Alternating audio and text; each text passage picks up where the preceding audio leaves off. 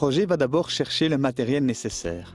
Il trouve directement les produits et il prend ensuite son temps pour chercher un nouveau nettoyeur haute pression. Il veut un modèle de qualité, avec tous les accessoires, afin de travailler correctement dans toutes les situations.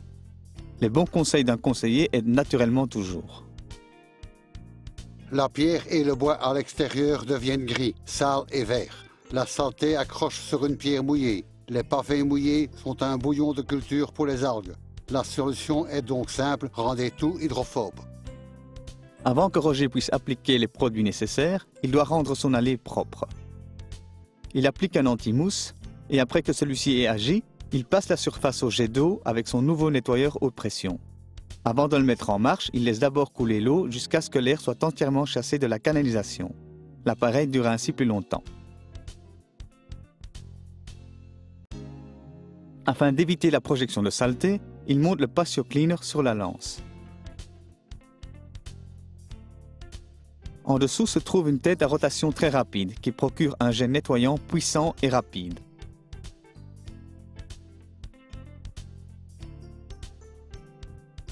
Pour passer les murs au jet d'eau, Roger monte la rotabuse. Une rotabuse comporte une petite bille métallique qui fait tourner le fin jet d'eau à très grande vitesse. Il garde une certaine distance par rapport au mur, afin d'éviter d'abîmer les briques. Ce jet est aussi puissant que cela. Vous ne pouvez certainement pas utiliser la rotabuse sur le bois. Roger traite d'abord le banc avec un nettoyant pour bois dur. Puis, il monte la brosse pour meubles de jardin sur son Nilfisk Alto. Celle-ci tourne et a une forme conique, de telle sorte qu'elle peut accéder partout, même entre les étroits assemblages de bois. Tout doit sécher avant que j'applique les produits protecteurs. Entre-temps, je vais chercher une chose ou l'autre dans mon atelier. Cette brouette vermoulue m'a donné une idée. Roger est en train de réaliser une telle brouette du temps jadis. Peut-être êtes-vous curieux de savoir comment il a fabriqué toutes ces pièces, et surtout cette roue. Vous le lisez en détail dans Dobit Magazine. Maintenant, il peut assembler toutes les pièces avec des vis et des boulons, et surtout une colle à bois qui résiste à l'humidité.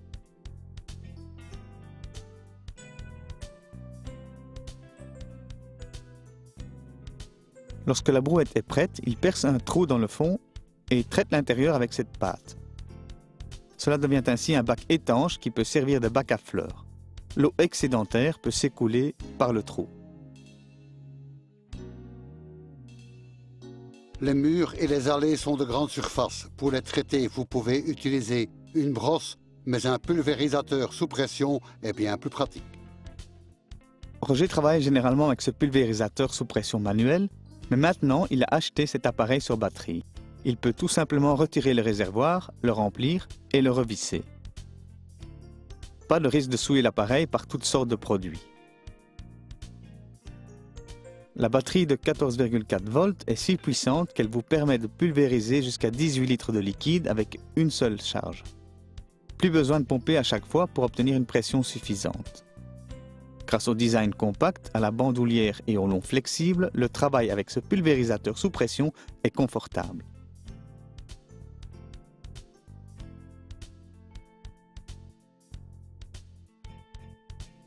Bien évidemment, vous pouvez aussi l'utiliser pour tous les produits très liquides, donc également pour les insecticides, pesticides et herbicides. Lorsque le produit est sec, vous n'en voyez plus rien et pourtant il a une fonction importante qui devient évidente quand il se met à pleuvoir. Un mur non traité absorbe l'eau et se mouille. L'eau ruisselle sur les murs traités. Une variante de ce produit exerce le même effet sur les pavés. À l'instar du mur, Roger l'applique aussi avec un pulvérisateur sous pression, mouillé dans mouillé. Ceci signifie qu'il repasse régulièrement sur la même surface avant que le produit commence à sécher. Vous pulvérisez les murs jusqu'à ce qu'ils soient saturés et n'absorbent donc plus de produit. Mieux vaut ne pas saturer complètement les terrasses et les allées afin de préserver l'aspect naturel. Ces produits ne déposent pas de film sous la pierre.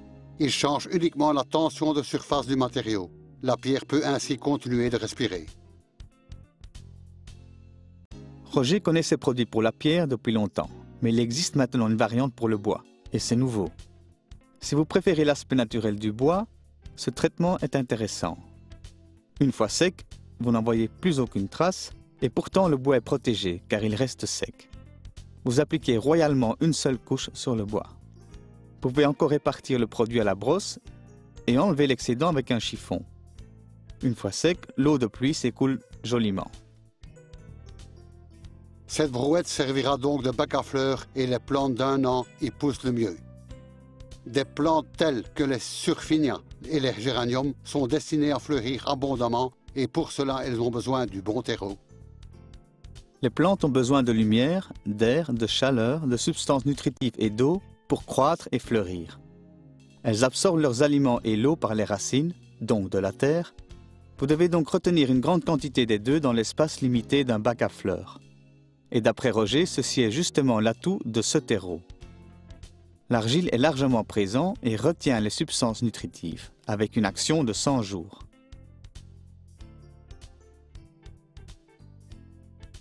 Ensuite, vous pouvez administrer cet engrais liquide, qui est à nouveau retenu longtemps dans l'argile.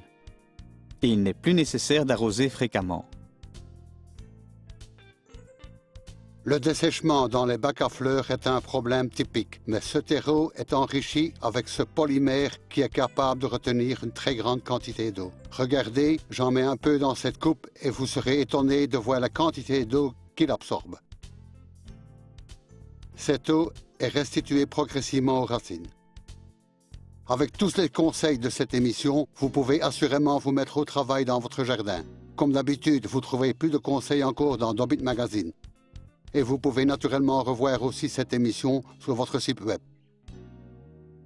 Tapez l'adresse, cliquez sur l'émission de cette semaine ou de la semaine précédente si vous voulez et celle-ci est à nouveau diffusée pour vous. Et n'oubliez pas, ce que vous faites vous-même, vous le faites généralement mieux. À la semaine prochaine.